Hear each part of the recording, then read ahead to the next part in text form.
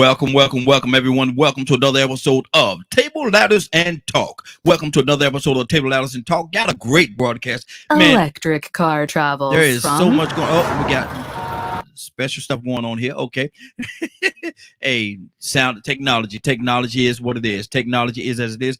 Got a great broadcast lineup for you this evening. Got an absolutely amazing broadcast lineup for you this evening. And only thing that's missing is you. Only thing that's missing is you. So you could give us a call at 508-924-3521. 508-924-3521. Give us a call. We love to hear you. We love to hear your feedback. There's so much going on in the world of wrestling right now. There's so much going on. There's a lot. I'm gonna tell y'all something. Before I even get into the conversation about what's going on in the world of wrestling, I got to give a round of applause to AEW. Yes, AEW. Man, I'm gonna tell you something. That pay-per-view that you all had All Out last week, absolutely amazing to me. And y'all could give me a call. Y'all may feel a little differently. I think it was absolutely amazing. And I'm gonna tell you something. To me, it was one of the best pay-per-views I've seen in so long. It was one of the best pay-per-views that I've seen in so long, man. From start to finish, from the start all the way to the last couple of seconds of that, and the way that they ended it, wow. The way that they and I'm gonna tell you something. It was great from start to finish, and the way that they ended it was absolutely amazing, absolutely amazing. They did a fantastic job. Absolutely a fantastic, amazing job. But I want to hear your input. I want to hear what you have to say. I'm gonna tell you I'm certainly gonna tell you what I think about it, what I thought it was, and how great I thought it was, and I thought it was absolutely amazing. I thought it was absolutely amazing. But that's just me. I want to hear from you as well. So give me a call at 508-924-3521. 508-924-3521. The phone lines are open. Only thing that's missing is you. So give us a call and let us know what you think, what you thought about All Out. Again, I say connection to Facebook. Okay, I'm not trying to do that. I don't know what Facebook is doing over here. They got me going through all kind of mess here. That's not what I'm trying to do, Facebook. Please. Anyway, Facebook aside, listen, it was absolutely amazing, man, from the start to finish, from the first bell to the last bell, and the way that they went out, man. I'm gonna tell you something. WWE. I like WWE, I do, but truth of the matter is getting a little stale. Is really getting a little stale to me. And if they continue to let all this great talent slip through their fingers, if they continue to let all of this great talent slip through their fingers, man, it's gonna be very hard for these guys to keep up with AEW. It's gonna be very hard for them to keep up with AEW because Adam Cole. How do you let this man is young? He's a young guy, man, super talented. How do you let him get away? How do you let him just slip through your fingers like that? I don't understand how you wouldn't do everything you have to do to keep him in your camp. WWE, you don't let a talent like that get away.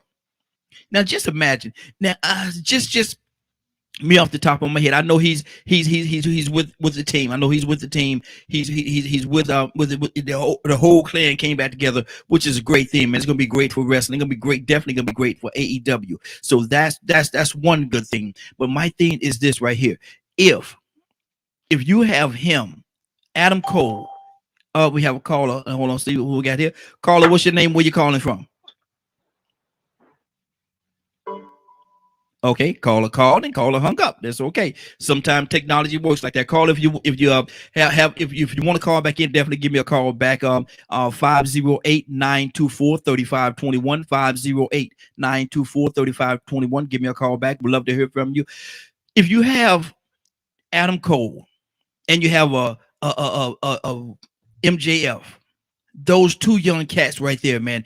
Think of the what you will have, the chemistry that you will have when those two guys, if you put them in on opposite sides, put them on opposite sides. Let them go against each other. Let them have battle. Let them battle for who is the superiority, if you will. Just use that as a. Just put those guys up against each other and let them go at it. Let them go at it, man. You have so much talent. Now you also yet now you have CM Punk. CM Punk, now he's AEW All Elite. Come on, man. He had wrestled in 7 years. The match that he had with Darby, was a man. It was a incredible match. Absolutely amazing. Absolutely amazing. Now you have him. Now Bryan Danielson. Bryan Danielson is now All Elite. Man, listen, y'all are letting WWE. I don't know what y'all are doing. Rather, I have no idea. It doesn't make sense to me. But to let these individuals get away, and 9 times out of 10 where they're going to end up. AEW is, if it's not the best, the next best thing, it's the best thing in wrestling right now. And so, if you let these guys get away, if you let them walk out of your door, guess where they're going to end up? Yeah, you have your little 90 day clause in all of their contracts. That's fine. That's what you do. But at the end of the day, man, these guys are going to end up in some kind of way tied up with AEW. And what you're doing, you're strengthening these guys, man. You're creating a powerhouse by letting these people get away from you. Why would you? What? Now let's talk for a second. And again, the phone lines are open. We'd love to have your input. 508-924-3521. 508. I'm sorry, I'm giving you the wrong number. 508-924-3521. Give us a call. What did you all think about that Darby match? That Darby match against CM Punk. Was it a classic? Do you think it'll go down as a classic match? And it has so much stuff tied into it. One of the reasons why it may go down, it was a great match. It really was a great match. But one of the reasons why it may go down as a classic is because it was CM Punk's return after 7 years. No one knew what to expect. Was he gonna have ring? I've heard some people say, and wow, I've heard some people say that that Darby really carried CM Punk through that match. I've heard some people say that Darby carried CM Punk. I don't believe that. I mean, I don't know who actually called. I think Darby might have did a lot of the calling of the match, but I think CM Punk did a lot of that as well. I think it went back and forth. But my thing is this right here. I think that CM Punk, because of the fact that he has not been in the ring in 7 years, have not wrestled in 7 years. That's a long time to not be in the ring, and to get in the ring and to be in there and to perform as he did, almost as if he didn't miss a beat, as if he did not miss a beat. Man, that was an amazing match. I don't know, because of who it is, CM Punk. Excuse me, because of who it is, CM Punk, and where it happened in Chicago, his hometown. His homecoming and him coming back to wrestling after 7 years, it would have been very difficult to have him to lose that match. I think it would have been very difficult to have him to lose that match, though they could have. There's a lot of grounds to build even off of that, but I think I think that was the right call to have. I mean, it was an incredible match. It really was. It was an amazing match, but I think he had to go over. I think he really had to win that particular match. And I don't. And what did it do? Even though Darby lost, did he really win? Did he win in defeat?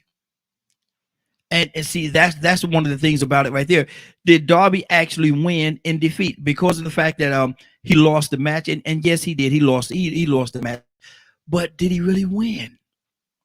Did he really win in the long run?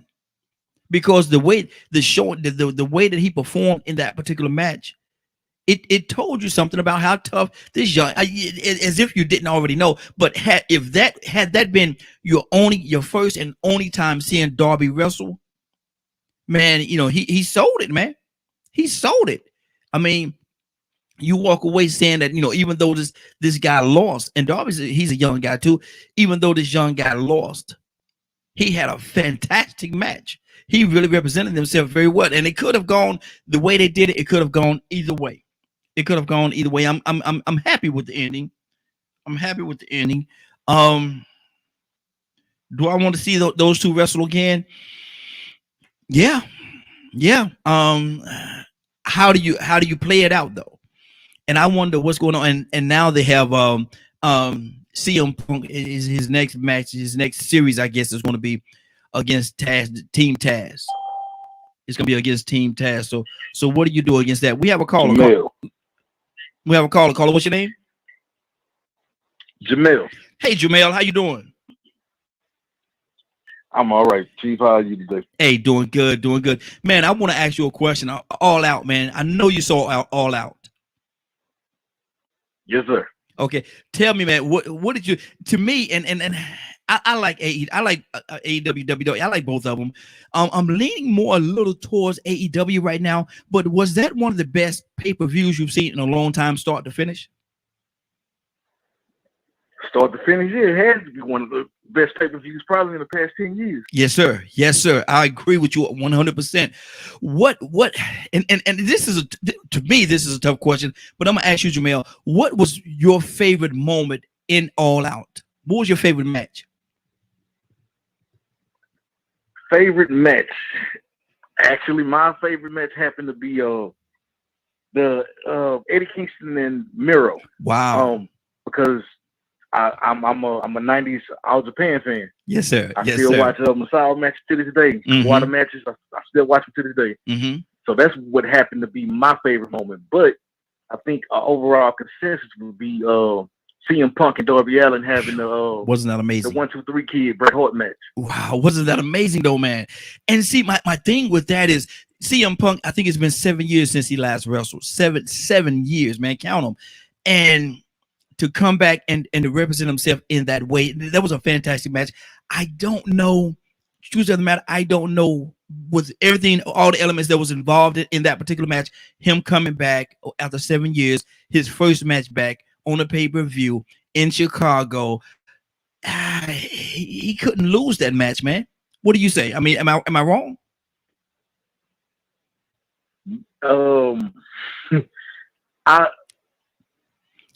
But let me ask you a better question. It crossed my mind when the match happened. It crossed my mind at the beginning of the match if they would give Darby the win to have a big swerve.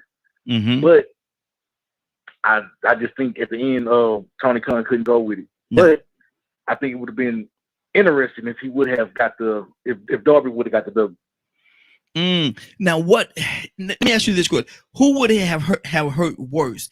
If Darby taking the loss, because it really, I don't think it hurt him at all because of the showing that he had and all the hoopla that was surrounding this particular match with the Sting situation and all that.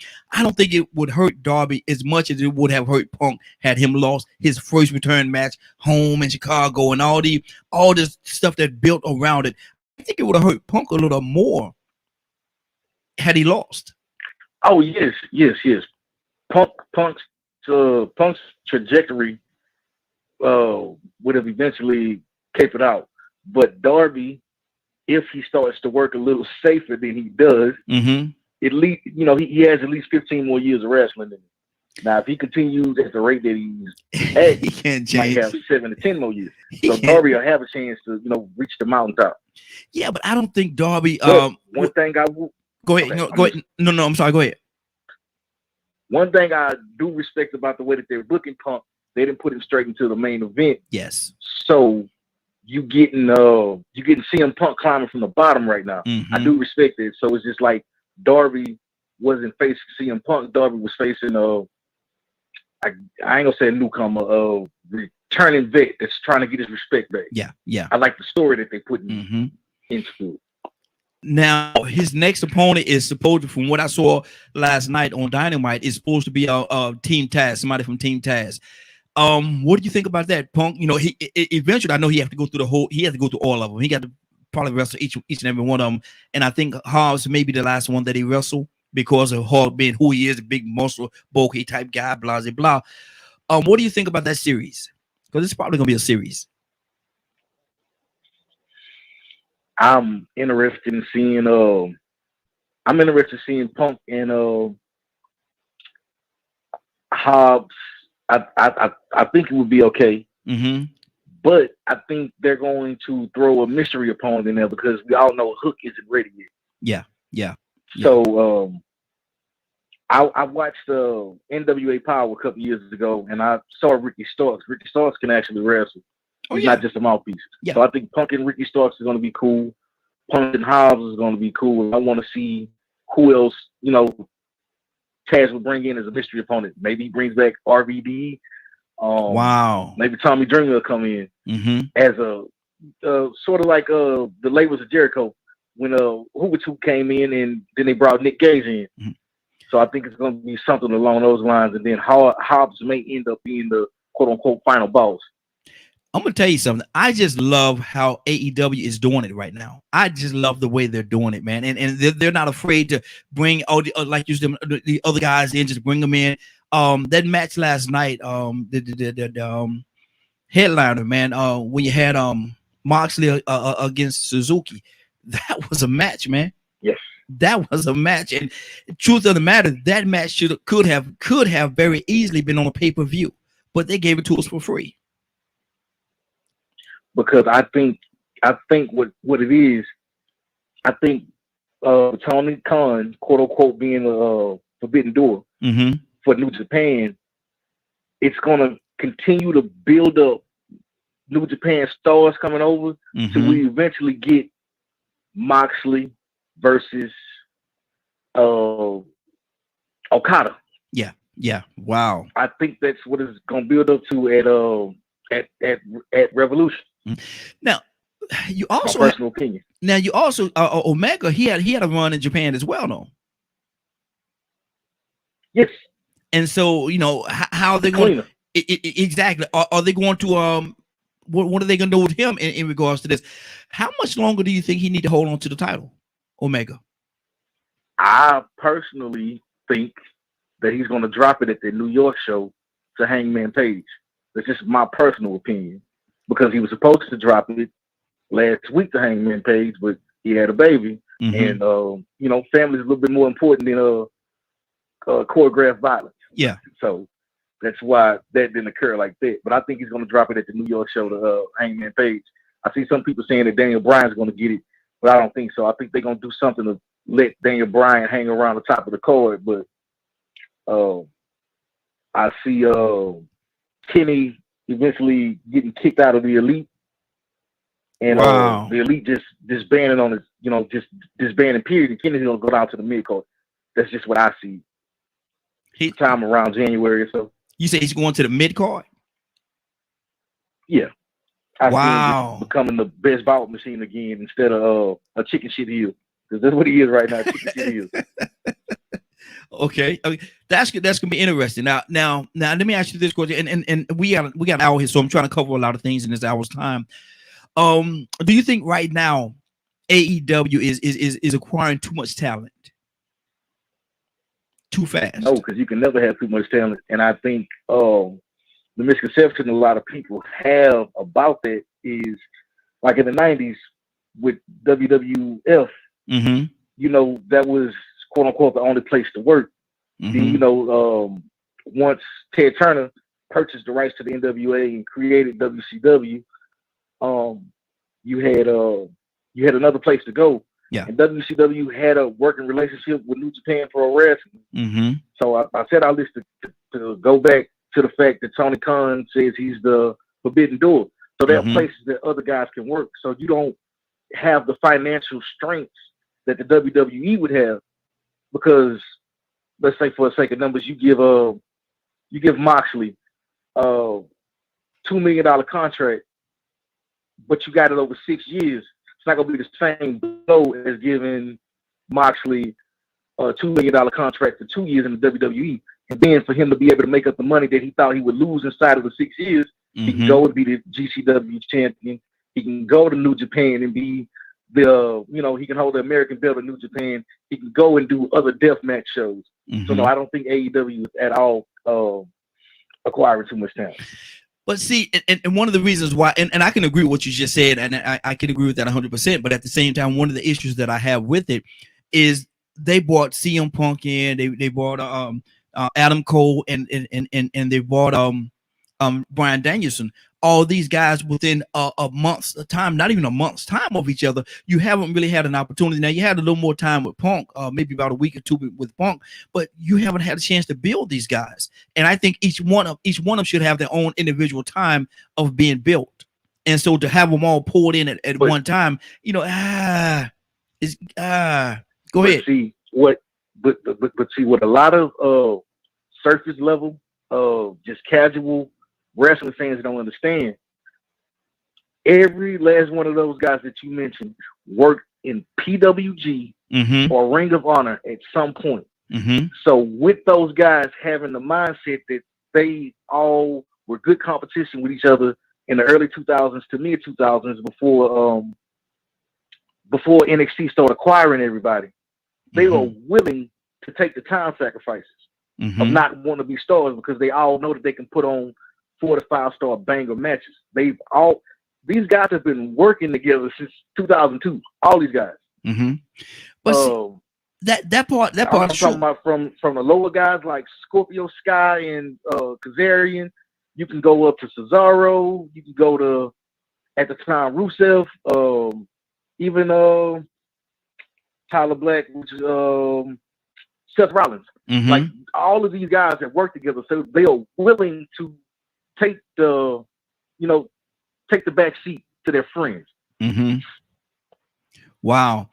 And I was of the mindset like back in the 90s, and I love the wrestling in the 90s as well. Everybody wanted to be the champion. Everybody wanted to be the world champion, and that's why you get into the game.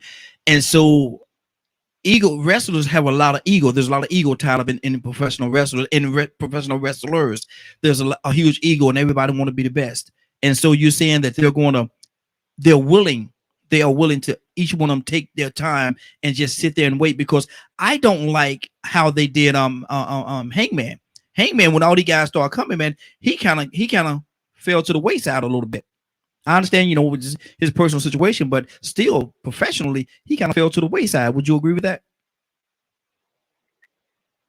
Yeah. I'm not even going to sit here and lie. I think Hangman did fall to the wayside. But again, like I said, it goes back to that, to the understanding that they would have with each other. And one thing that is being glossed over because they call him Triple H 2.0, I like the fact that Cody Rhodes was like, you know what, I want no part of this shit. I'm going to take myself out the heavyweight title picture and put itself in contention for the TNT title. That's one less body that will be up there. So let's just see how everybody else does it. And that's why I think that Kenny's going to go down to the mid-card. Probably stay in the mid-card for 2 years. I don't think Jericho will ever hold the title again. No, he won't. I think in the next 6 to 8 months, we're gonna finally get the cruiserweight, junior heavyweight, whatever title that would be. That's something for Sammy Guevara, Jungle Boy. Sam is a beast too, what's man. my guy last night that faced Will Hobbs? I can't. His name escapes me, so I know exactly who you're talking about. But Dante Martin. Martin. Yeah, exactly. You will have those guys fighting for the cruiserweight belt. So I think that'll give some of those 200-pound guys and under something to fight over. But as far as the top of the card with Bryan, Punk, and I think Miro's going to eventually drop the title and go up there. I think they have an understanding from them being on the indies when WWE didn't want them, because until you had the second iteration of NXT, nobody touched none of them. Yeah, they didn't want none of them. Malachi Black, what do you think of the guy? I think this is the quickest that AEW has made a star. I think he's a star. Wow, that's what I think of him. Now, AEW took. You say made him a star. You say made him a star. Was he already a star when he came over from WWE as Alistair? Was he already a star, or did they add on to what he already had, or did they make him a star just walking in the door?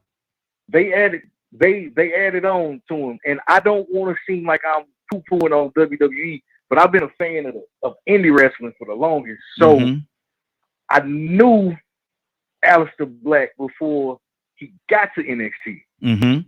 Yes. So it just took some fine tuning when he came over here to AEW. That's all that was. Now, do you think that AEW allows the guys to have more of a personality, or more of they're a little less restrictive on the talent as WWE? Yes, and I think it hurts and helps at the same time. because I won't lie, at the beginning Dark Order stuff was goofy as hell. Yes. But then when they brought Mr. Brody Lee in, you know, they made the Dark Order something. And like if you watch Dark the other night, they had a match, in-fight match with each other, and the crowd was like, "Please don't fight." Yeah. As much as people poo-pooed on the Dark Order, they're over now. They're over now. And I don't know where they're gonna go though. And, I don't know where they're going though. Something else bad was when they let Miro be the video game character.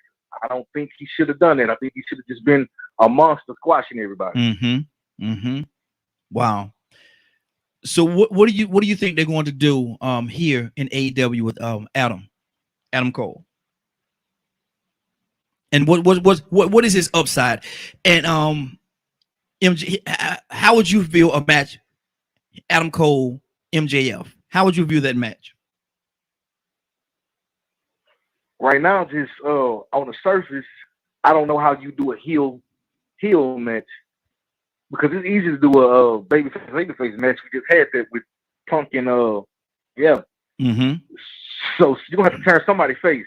So that's why I'm thinking they're gonna end up blowing up the Elite, because I think they both were scathing heels, and you don't want MJF to bury Adam Cole, because I think he's better on the mic than Adam Cole could even dream to be. Oh yeah, absolutely. I'm gonna tell you the angle that I would excuse me, if I were to do that, have those two going against each other, this is what I would do. I would have them get into a pissing contest about who's the greatest young talent. Have MJF, he's always gonna brag about himself, about being the best, he's this, he's that, and have Adam Cole come out there and say, oh, you know, there's somebody else in town too now, you know, hold on, and then build a rift between them that way. And then that way you could safely have them two start a little competition and catapult into the match or a series of matches, because I think those 20 man will have some great matches. I really do. What do you think? Oh yeah. I'll never take nothing away from the way that Adam Cole works, and I like the fact that they don't overexpose MJF. I think MJF really hasn't worked Dynamite in about 3 months. Well, he's been here sparingly, but as far as back-to-back Dynamites, he hasn't worked in like 3 months. So I think they would have a banger of a match. But like I said, I just don't know how you get into it, because they're both heels. But you had a good idea by having a pissing contest about who's the best young talent coming. So because MJF, without a shadow of a doubt, thinks that he and that, you know, he plays a character very well, man, and on the mic. To be as young as he is, man, and to be that he's like a Stone Cold or a Rock or something like that. He's almost at that level, if not at that level already, mic wise. And that's one of the things that makes that gets the superstars over, man, being that good on the mic. Because I could name a few people that really, you know, they have the talent, but Bobby Lashley on the mic, terrible. Brock Lesnar, on the mic, terrible. I would even say Cage, Brian Cage. I think he's pretty terrible on the mic. I think he's terrible. Yeah, that's how he ended up placed with Taz, because he's terrible on the mic. Exactly. But what they could do with MJF, I don't know if you remember, but it was in '96 when Roddy Piper went to WCW to have a feud with Hogan. He really couldn't work. But wasn't nobody better on the microphone than Roddy Piper. Exactly. And I think that's the playbook that they're taking with MJF. We're going to use him sparingly, because when Roddy Piper got in the ring, it was off. But he hyped it up. He hyped all the matches up. Now, like I said, we only have an hour here, brother. We have 40 at 12:30, so we got 30 more minutes. I'm gonna throw a little something at you, man. And for everybody else that's listening, got quite a few people that's tuning in. Definitely appreciate you all joining us. You could give us a call as well, 508-924-3521. 508-924-3521. For the people that did not have a pen, 508-924-3521. Give us a call. We'd love to hear from you. What did you think of the Jericho MJF match? Speaking of MJF, I like the way that they played it. I like, you know, at first where MJF won the match with Jericho's leg on the rope, and everybody was going crazy. And here come the referee. Okay, because I've seen this thing play itself out different ways with the referees coming in and being involved. A lot of times they'll say, well, the referee that's in the ring made the decision, it stands. But in this instance right here, and I've seen several times before, they reverse it, restart the match, Jericho wins. Career can continue. What do you think of that? How was that sell to you? I think they should have did this particular match early on in the series of matches that they had. I think this should have been the match. This should have been the first match with Chris Jericho's career on the line. Wow. Why do you say? Because it was so dramatic, and then you could have gave MJF the the last two victories. Like, okay, Chris, I'm done fooling with you now. Yeah. The last match they had, which was the end of the labors, I think that should have been this particular match right here, because you had him overcome Wardlow, you had him overcome Juventud, you had him overcome Shawn Spears, and then you had him overcome Nick Gage, which was something that he hadn't engaged in. And now at the pay-per-view, we can pay this off. But that should have been how it started. Or you should have put a career on the line against Wardlow. Then, like, Chris Jericho doesn't have a chance in hell against Wardlow. You know? Yeah, that's good. That's good. Okay. Are you happy that Jericho was able to continue wrestling in AEW, or would you have been better, or you would have felt better with just having him sit at the broadcast table at Rampage and stay right there? The feud reminded me of Gorilla Monsoon. Who did he face? I'm off. I want to say Carlos Colon, but I think I'm off. But Gorilla Monsoon put his career on the line towards the end, towards the end of his career. And, we all remember him from the Coliseum videos being an announcer with Vince McMahon. Exactly. But that's just, I thought it was going to play out like that. I thought Jericho was going to lose and just, sit down and go be the front man of his band. So I was actually surprised that he actually won. But am I happy? No, because I think Chris Jericho should be relegated down to tag matches now, man. Wow. I think at one time he was the best worker in the business, but it ain't there no more, man. I think it's time for him to hang up the boots, but I don't think that would have been the right way to do it. To have him to lose to this guy 4 times in a row, even in football, any sport, it's hard to beat a team twice, but to have somebody to beat you 4 times in a row, and you're supposed to be a legend in the game, man. That's kind of a hard sell to me. And so I'm glad that he did. I'm glad that he did win. Now he might want to just hang it up, man. Like I said, do some tag, do matches very sparingly. Don't do it like you've been doing it in the past. I think it's a little too much for him. And in this game right here, man, it's people say, but it's scripted, it's this, but it's still there's a lot of wear and tear on your body. And Jericho been doing this thing. He's been doing this thing for a long time, man. And so it's time for him to sit it down, man. Go sit, get you a nice little comfortable little chair. Go to Rampage, man, and sit there and wrestling. Talk now. Let your mouth make the money for you. Agreed? Yes, sir. Danielson. Yes, sir. Bryan Danielson. What do you see with him? To be honest, I don't know, because like when we started this conversation, you were asking me about the world title picture, what I think is going to happen with Kenny. And I think, as having respect for Hangman Page, it would be shitty to give Bryan Danielson the belt right now. Exactly. Now, if it was Brock Lesnar we're talking about, then yeah, you could have gave Brock the belt if Brock would have came. And I also don't think that Bryan Danielson is a mid-card worker anymore. I think he should headline stuff. So yeah. I don't know. To get maybe him and Adam Cole is going to be a feud at Revolution. That would be a banger of a match. Oh yeah, absolutely. I really don't know. I'm at a loss of words with Danielson. I'm glad he's there. I can say that I'm glad he's there, man. I think it's going to help him a lot, man. Longevity of his career, I think it's going to help him a lot. And he's a top tier guy. He's a top tier guy, but I don't. And I always complain about this with WWE all the time because they'll bring a Goldberg back, they'll bring a Edge back, and as soon as they come back, they're in the ring, they're going for the championship. And I don't think that's fair to the guys that's been battling on the field the whole time. And then to have somebody just come in, sign a 2-month contract or whatever it is that they have, and now they're going for the championship. I don't think that's fair. So to have Danielson just to come in, and yes, he's done a lot of great things. He has. He's a great wrestler, probably a great individual. But to have him to just come in and just win the title, just come in the door, I don't think that's fair to Hangman and all the other people that's been out there, that's been working and going through the motion the whole time. I don't think it's fair to them. What do you say to that? No, correct the mundo. And now that I'm thinking about it,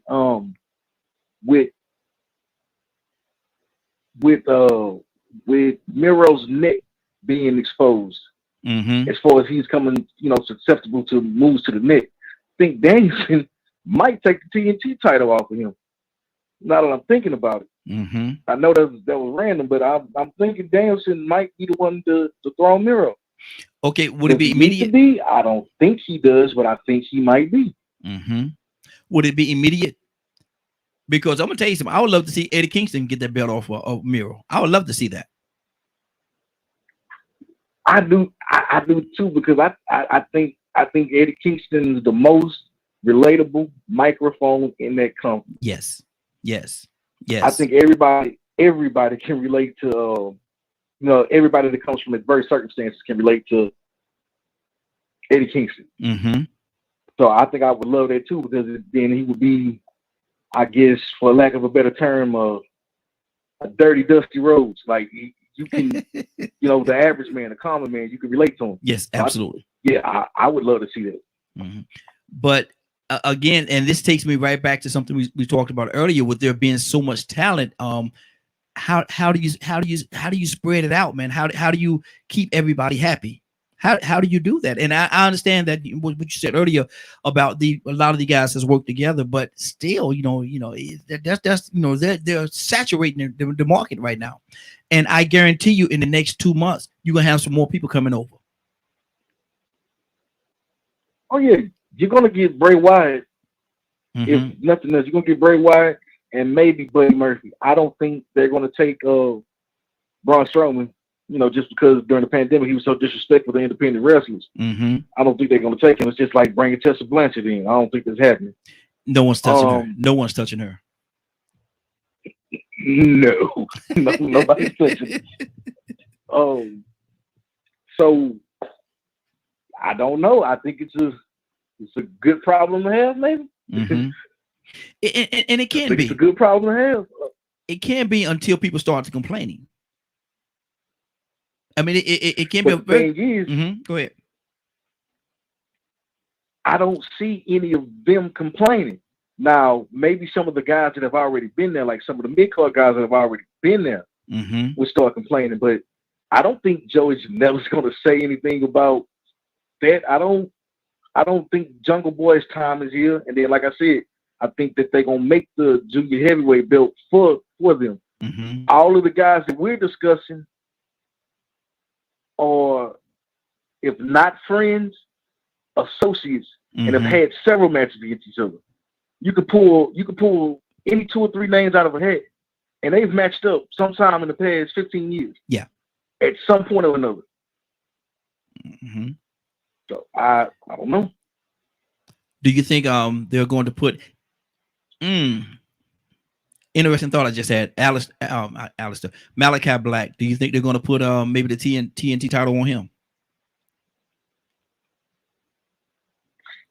And see, when you bring up stuff like that, I see exactly where you're coming from with the saturation. I don't know. See what I mean? I don't know. Because you have all these talents, man, and you don't have a lot of belts to circulate around. You don't have a lot. There's only like on the basketball court, there's only one ball, so only one person can shoot it at a time. So who do you have shooting? Name your top name your top 5 guys. To the beginning of our conversation, what you said, you asked me, do I think it's going to be a problem? And I brought up the fact that these guys could go work other places. I think that he lets them know, along with what he's going to pay them, the creative direction that they're going in for. I don't know. I don't know if he booked his TV 2 weeks at a time, month at a time, however he books his TV.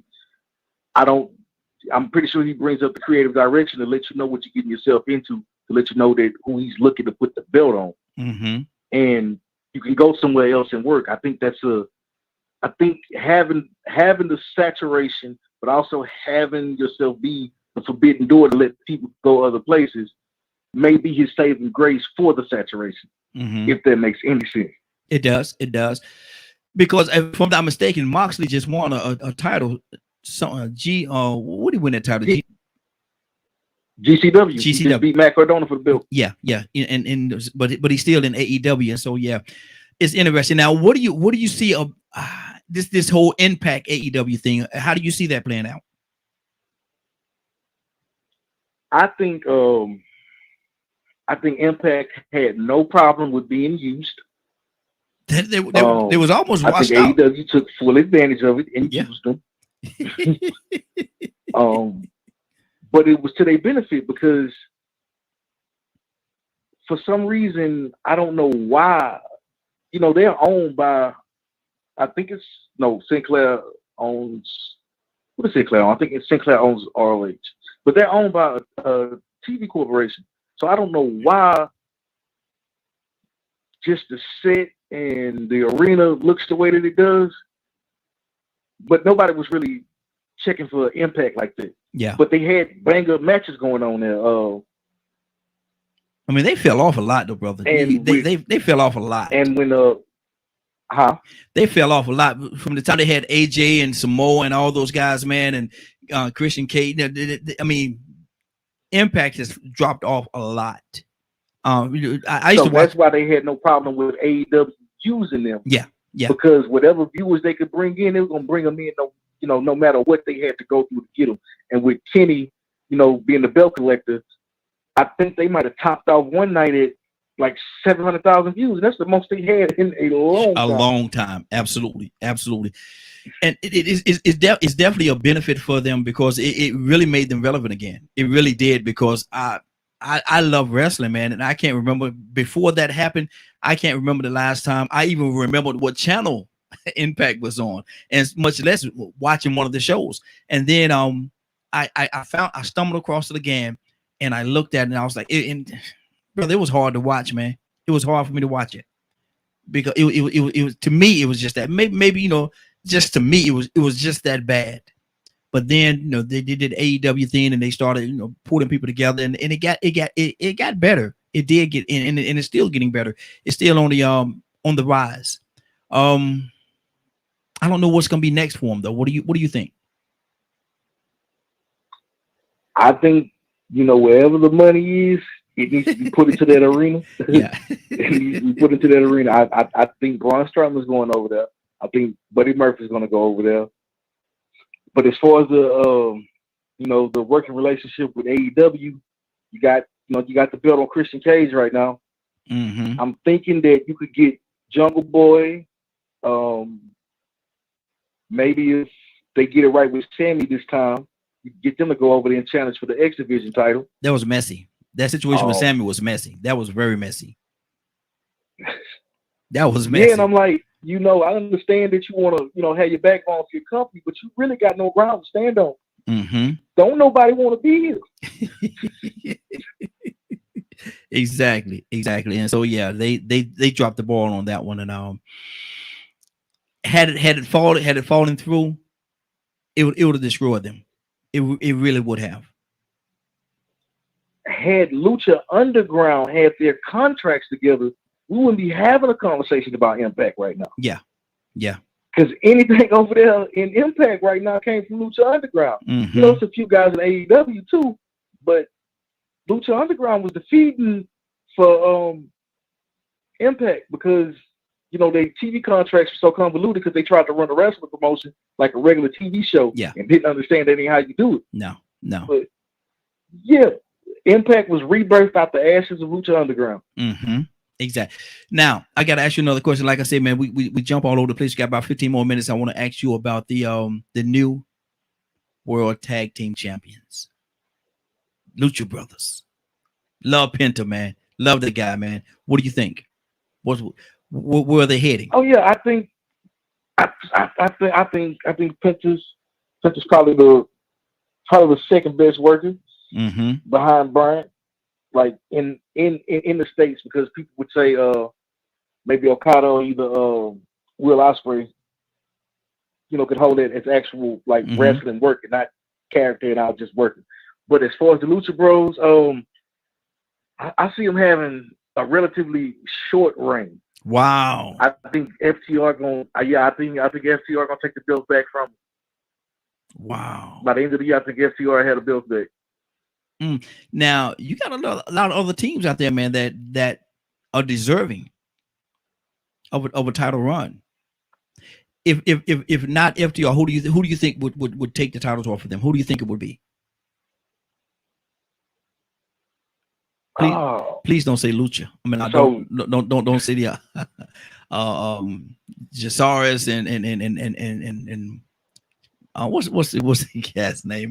Don't say the dinosaur, man. What that oh no, man, Jungle Express. Yeah, don't say that, man. I couldn't even think of them.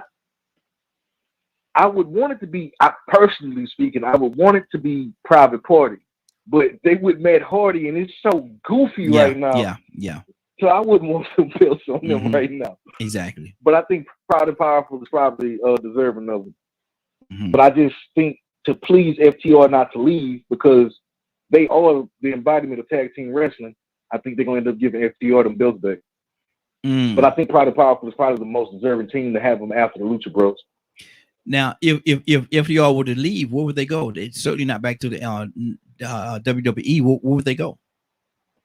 Would they just hit the Indies or Impact, MLW, NWA? I think they would fit perfect in NWA. Now, as far as the money, that's a whole other story we have. But I think they fit perfect in the NWA. Okay. Now, I'm trying to think what I have not covered. Before I go to the next topic, man, what's on your heart right now? Not much. I'm not gonna lie. I'm a AEW fan more than just an overall pro wrestling fan. No slug WWE. I want WWE to get their minds together, but I think Vince's vision is finally becoming what he wanted it to be, because I think we're gonna get our first true glimpse into sports entertainment, and I'm not talking about on TV.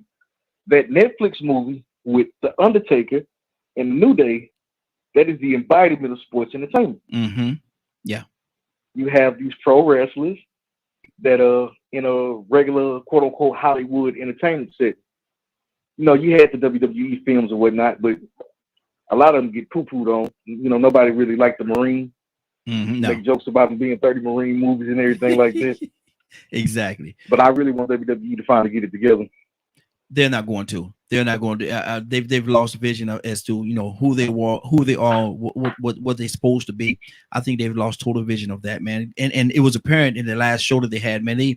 This tournament that they had that took up pretty much the whole show, man. Come on now.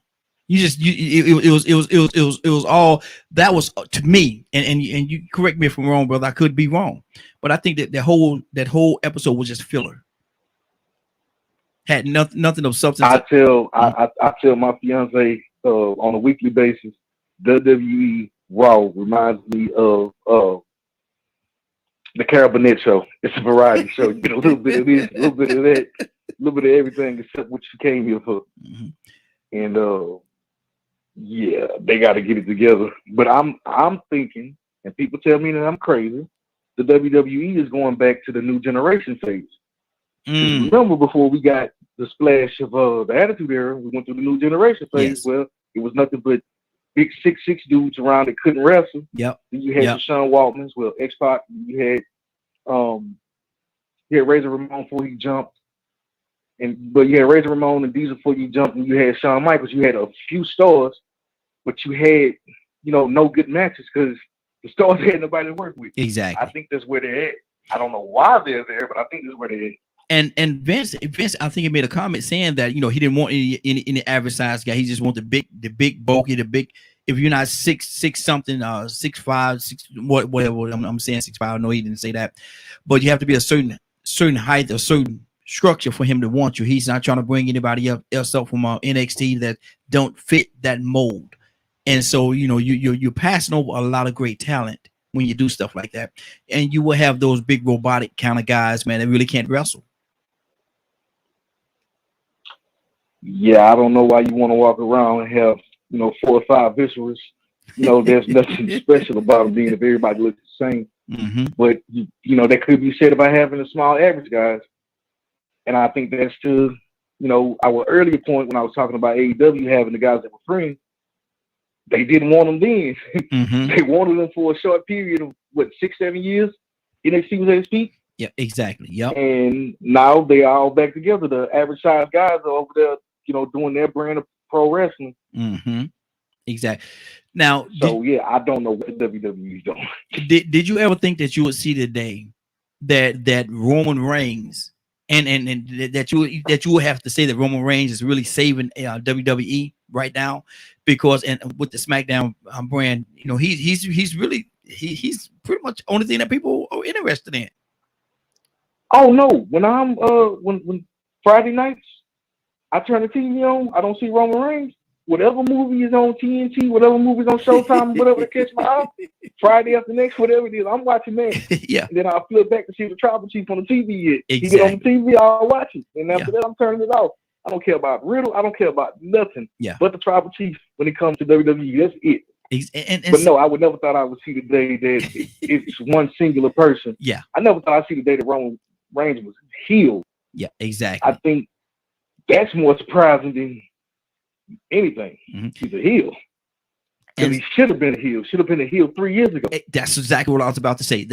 If they had taken this right here a few years ago, you know, it would have been great, man. Great for business, and he had more. He would have had more to work with at that time, because right now, he don't have any. Who is he going against right now? Who's he really battling? I'm gonna tell you what I would do. I will put on him against the Scottish, what's his name? McIntyre. I can't even think of his name. McIntyre. I will have, you know, I think that would be a great match right there. There would be a great series right there, because man, come on, man, the Cage and all the, Edge and all. Come on, man, that's not working with me. It's not working. No, because at this point they just gonna be recycling feuds. Everybody's fought everybody. Yeah. Over and over, and then they keep giving us Randy Orton like we really want him. He's not a bad worker, but hey, he needs somebody, you know, else to feud with. I don't want Goldberg on my TV no more. No. Oh. I don't. Yeah, I don't want you to, you know, wheel the Undertaker back in there. Mm-hmm. He's done. We've seen that. He's done. Did you say wheel the Undertaker back in there? Yeah. Okay. I honestly speaking, man, people tell me I'm crazy when I say this, man, but I never really liked Orton.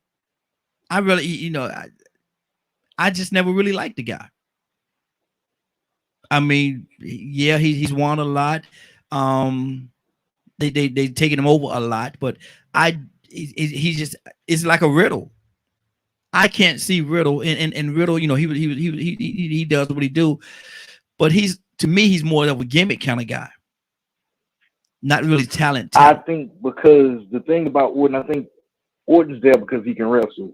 Orton's sort of like you know, like Mr. Perfect, Kurt Hennig. Yeah, he was just there. Mm-hmm. Ted DiBiase, he was, you know, Ted DiBiase was a better, you know, his character being $1 Million Man got him over with the fans, but he could actually wrestle. He was there. Mm-hmm. Matt Bourne, which was Doink Clown. Yes. Mm-hmm. He could actually wrestle, so that's why, you know, they always kept him around. I think this already is somebody to keep around to, you know, keep the in-ring product okay. I think that's the only reason Orton now. But as far as the character, now I think he's still too. Because how many times you can RKO out of nowhere? You know? Exactly. Absolutely. Now I'm gonna ask you a question, and you may look at it as a trick question, but I need to hear. You know, you've been looking at wrestling for a long time. and you're very educated in wrestling. So I'm gonna throw a test out there for you. Who in history, wrestling history, going way on back 70s all the way up to today, who had the best lariat or clothesline in wrestling? It got to be Stan Hansen. You my dude, man. You my dude, man. I don't know how you could go anything else. I think it would be second, JBL, but it has to be Stan Hansen because of me liking All Japan Pro Wrestling. He was a Gaijin white wrestler that came over, and he would have some of the best matches. Like I think what's today? Thursday, Tuesday. I watched the 1990 match with him and Vader when he popped Vader's eye out of socket. Yeah. Stan Hansen, best lariat. Exactly. And see, I've heard I got people talking about Hangman Page with the little man. Come on, man. That's not no. I'm gonna tell you, I feel the exact same way that you feel, man. Stand the man Larry, bam, hit you with that thing, man, and knock you out your shoes, man. This guy had a Larry that I wouldn't want to get hit with. Now, oh no, it was a shoot. It was a shoot, Larry. It was a shoot. They were snug. They were wrestling snug. Now, who this is gonna be tough, and if you get this right, man, I might cash app you something, man. Who had the best chop in wrestling?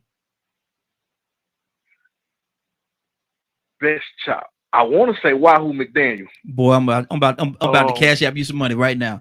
I want to say Wahoo McDaniel. Yes, sir. He'll leave your chest red, man. That man, look at I seen that man. I seen guys almost cry getting them chops from Wahoo, man. Bam, and it sound like a 22. And that's what makes me want Walter to figure out if he gonna come to the States or not, because Walter is the only person I've seen give some chops even close to Wahoo McDaniel. The guy that just dropped the NXT UK championship. Okay. Walter's a monster. Now, where would you want him to go? I know your answer already, but where would you want him to go? Raw. I think WWE needs something. I think you need to go to Raw. Nah, man. Put him right there in AEW, brother. Put him right there in AEW and let them do what they do, man. WWE gonna they need a lot of help. They need a lot of help, man. There's a lot they're up against, man, and it's uphill. It's totally uphill because AEW is not making it easy on them. AEW is not making it easy on them guys at all, man. And the product that AEW is putting out right now, any good wrestling fans, people that really love wrestling, have to appreciate it. I go on a lot of the sites, man, and I read a lot of stuff people are saying, and a lot of time people say, well, they just getting old rejects from the WWE and stuff like that. What they're doing, they're taking these guys that's supposed to be quote unquote rejects from WWE, and they're allowing them the opportunity to come and to rediscover themselves, man, and give them a chance to appreciate wrestling again. Appreciate it, man, because what CM Punk said, he said, 2005 all the way up to there, I lost my love for it. I lost my love. Now I'm back. Now what AEW is giving them a chance to is to come back and do what it is that they love to do. What do you say to that? Yes, I agree. And that's what happens when you get a businessman who's a wrestling fan as the booker versus just a businessman as a booker. Because Vince is just a businessman. Tony Khan happens to be a businessman, but he's more of a wrestling fan. And, with him booking, he gives the people some of what they want. You can't give everybody what they want, but he gives people, for the most part, what they want. And then, in turn, it makes the wrestlers happy.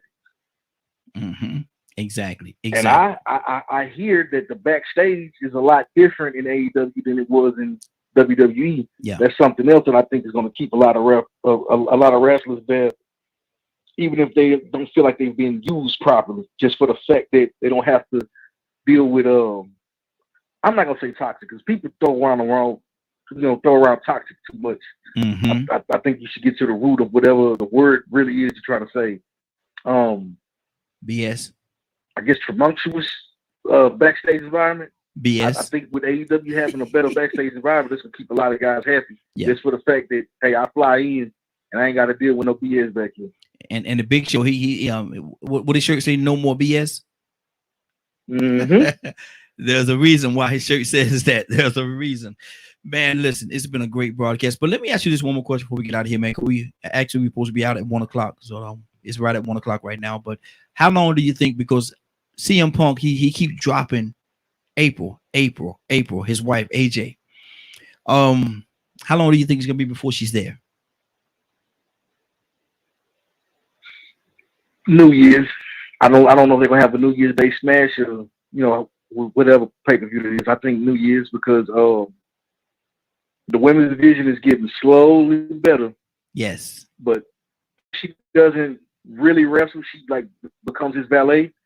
She could be a great producer for the women. Yes. Because Kenny ain't getting the job done. No. Kenny ain't doing it for me. No, not at all. Not. What do you think about Soho being there? I think in around December, January, AJ Lee will be here. What do you think about Soho being there? Oh yeah. You have a veteran woman wrestler that can call some stuff in the ring. Mm-hmm. And something I want to bring up is people were we have this conversation about black wrestlers having representation on TV. Yes. And I let people know that Red Velvet was on Rampage, last week. Mm-hmm. And they were like, she botched the spot. But if you look at the girl she wrestled, when she wrestled Ruby Soho last night. Mm-hmm. She almost botched the powerbomb last night. So I'm like, really can't poo-poo on Red Velvet for that. And I'm like, when we do get somebody on TV, we need to applaud them. Exactly. But people were poo-pooing all over Red Velvet. Mm-hmm. I think AEW could do a better job at representation, but also I'm not naive to the fact that a lot of these dudes is green. Yeah, exactly. Yeah. Man, Scorpio. How good is that guy? Scorpio's been wrestling since 03, 04. Mm-hmm. So he's a vet, but he hasn't been seen a lot. But I think Scorpio can go. I think he should have won the TNT title. Yes, me too. I don't know why they didn't give it to him. I don't know, why they wanted to make the tag team that they made. But I think Scorpio can go. I think he's the most ready black wrestler over there. Yeah. Unless you want to twat Mark Henry down there. But other than that, Scorpio probably has the most experience as far as black wrestlers in AEW. And I don't think Mark Henry's gonna do a lot of wrestling. They got, as a matter of fact, on the roster they have him listed as a wrestler instead of an announcer. But I don't think he's gonna do too much. I think he's gonna be much like Big Show. He'll wrestle sparingly because he's been in the game for so long, man. I don't see him being a full-time wrestler. I think that's one of the reasons why he's sitting at that table. But brother, I definitely appreciate. Oh, no. Go ahead. I 100% agree with you. Mm-hmm. But listen, brother, it's time for us to get out of here, man. I definitely appreciate you, brother. And we're here every Thursday, man, from 12 o'clock to 1 o'clock. Get an opportunity to make sure you come back and hang out with us, man. I definitely enjoyed having you. Love the conversation, man. Love your knowledge of the game, man. So you're more than welcome to come back anytime you see fit. Anytime you have some time, come back and hang out with me. All right. I appreciate it. Yes, sir. Yes, sir. It is now 1:04. You're about to exit on Table Ladders and Talk. I definitely appreciate each and every one of you being here. It's been a great broadcast. I enjoy doing this every week. And we're gonna have different people coming in from time to time and talking to us, much like Jamal did today. And hopefully Jamal's gonna come back as well. It's been a great broadcast. Thank you for joining us. Thank you for tuning in. It is now 1:04. You're about to exit Table Ladders and Chairs, but before you Table Ladders and Talk. Come on, Table Ladders and Chairs. Wow, Table Ladders and Talk. But before you go, I want you to do me two favors, if you will. One, I want you to continue to pray for us because we're certainly praying for each and every one of you. Number two, why this is real simple. I want you to go out there, find somebody, and give them a hug because you never know. It could be the only hug that they get, or it could very well be their last. Love you, and ain't nothing you can do about it. Have a great day and a better tomorrow. And we shine some of this light on you from Table Ladders and Talk. Take it out there into this wicked and cruel world that we live in, and let your light so shine. You'll have a great day. Love each other. Take care and be blessed.